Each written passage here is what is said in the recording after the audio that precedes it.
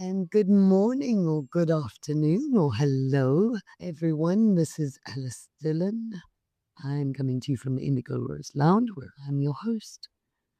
And we do use this space to come and heal and relax and just be the indigos that we are and hang out with others, even just energetically, share space, share thoughts, support one another.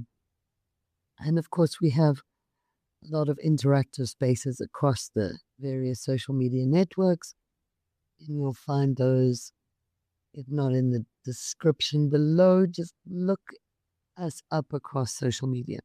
Indigo Rose Lounge, my name Alyce Dylan, and hopefully find somewhere to hang out, find your peeps, and exchange ideas.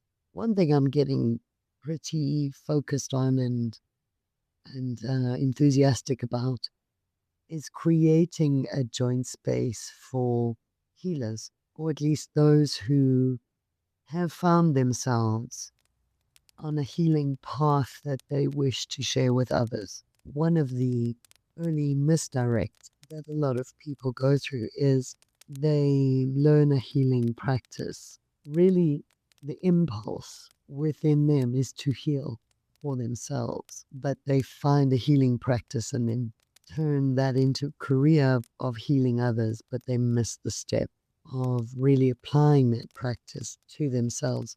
And that's possible with quite a few of the healing practices like aromatherapy, massage, that type of thing, where the focus in the learning of it is in applying it to someone else. In hopefully something like reflexology or the like, you would be encouraged to apply it to your own self. But there are many of these healing practices that become a little bit like a robe for people. So I'll earn this robe of this thing and I will then wear it. But often those practitioners, and this is not a judgment of them, if anything, it's saying that the system needs to be better. There needs to be a step where there is an embodiment of a practice rather than just a learning and regurgitating of a practice. And I found that some of the best healing practices for me are those that demand our own immersion before we take the step of applying them outside. And that's obviously one of the reasons why I was drawn to and remained with and still practice Reiki, because I had already done, by the time I ended up in that Reiki class, anyone who's been listening or read my book, you'll know how that all went. But before that, I had already attended a reflexology training. I had a certificate in reflexology. I had gone on an aromatherapy course and had that as well. And what I noted with those was, first of all, there are all sorts of things you can get wrong, by the way, with reflexology and aromatherapy. And I was very young at the time. And there was like this list of things. Don't do this when this happens. And if a person's pregnant, don't use these things. And this, don't use that. And wow, there seemed like a long list of things that I could get wrong. And since I was doing this exploration as a sideline, and I really, at the time, I had a very successful business of my own, and I wasn't looking at the time to get into healing in any full-time way. I was pursuing my own healing journey, and that entailed signing up for these various courses, just going and signing up and seeing what they were about. And when I found Reiki, what I love in the process is that in first degree, you don't apply that Reiki to anyone else really except your immediate family and friends or animals. That's your immediate environment. So Reiki first degree is really about you. It's really about your own immersion in Reiki, about applying Reiki, about letting it work through you and in you and in your life. And only once you achieve a level of balance with it, only once it's saturated through your own being, would you really be ready to move on to second degree. And that would be practitioner level, where you can then practice on other people. I've always found that word fascinating, like the eternal practice. We're always practicing. So, but in that term, I mean, in being a practitioner of Reiki. So only after second degree do you really learn the tools and the different applications of Reiki to another person, to a person outside of yourself or to the world in general. And then only once you have immersed yourself in that for a long time and truly become not only saturated, but it's really a kind of rebirth through Reiki. Once you make that commitment to mastery, and I can't stress this enough, please, people, never be flippant about a Reiki path. If all you want to do is apply Reiki to your own self and your dogs and your people, just do first degree. If you would like to become a practitioner, then second degree is all there. Do go for it. Attend a secondary class. I'm biased. Suishiki Royo is my path, and not because I haven't taken other paths. I have played around with other paths and returned always to the more traditional Suishiki Royo path. But if you just want to be a practitioner, and if you just want to have a Reiki practice that you give treatments, you treat yourself, then stop there. That's enough. That's enough. Mastery is not for the faint-hearted. Mastery is not for anyone who does not want to teach it and who doesn't also have room to surrender to holding Reiki.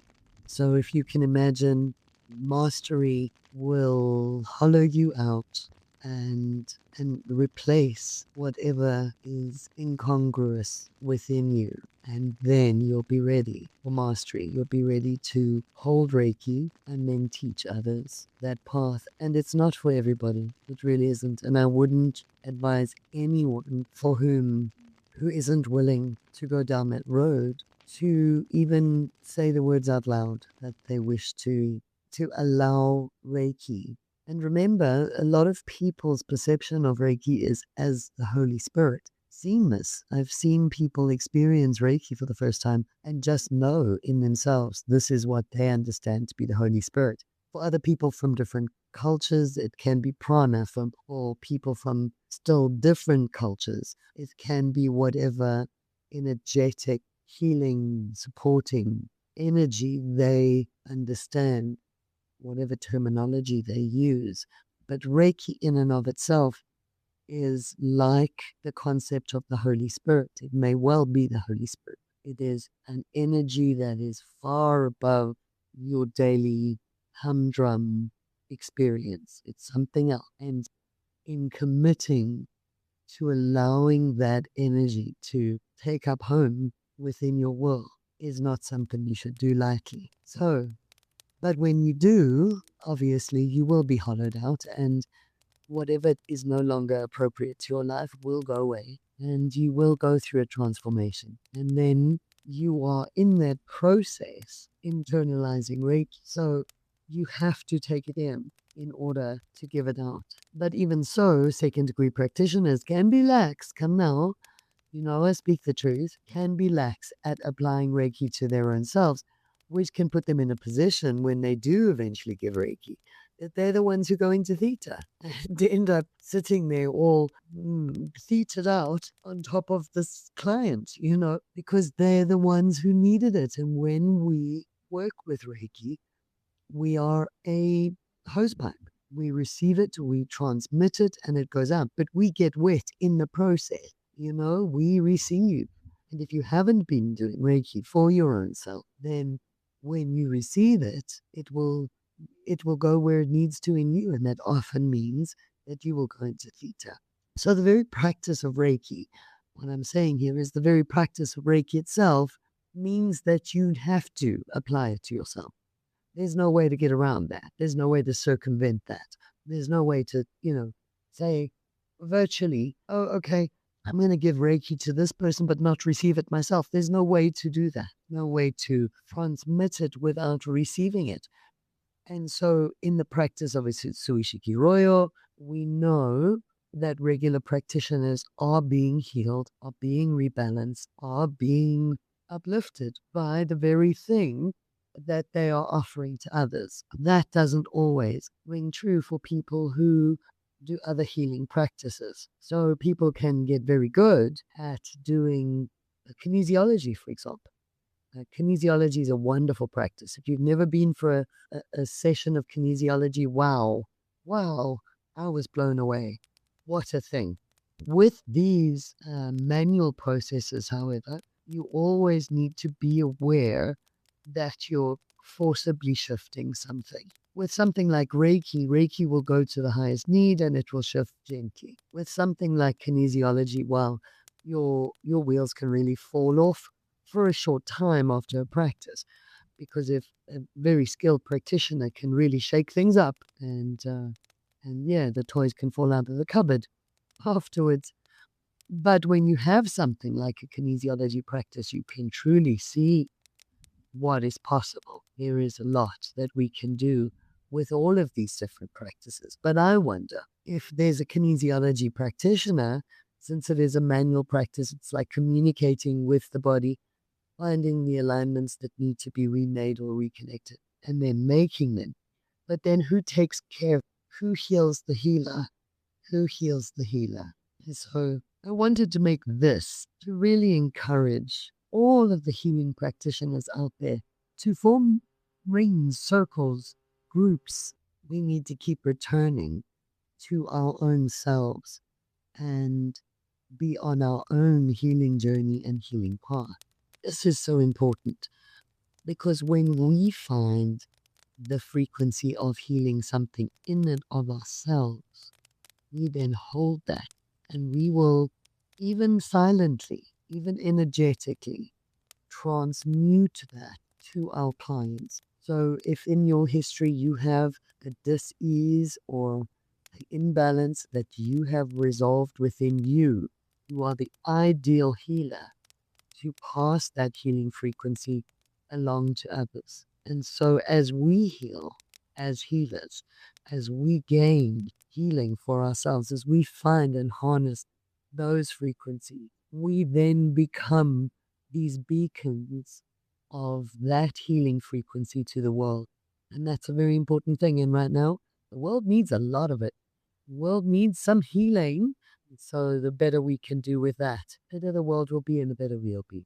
So just a thought. Use it, don't use it, but maybe find a healing friend, healing practitioner friend, and just have a monthly exchange where, however that works for you. But never, never bury your own healing because you think that your calling is to heal others. The best healers hold healing. And that's important. And remember, at the end of the day, the message, one and only message we can ever remind each other of, the most effective one, is to love. Always.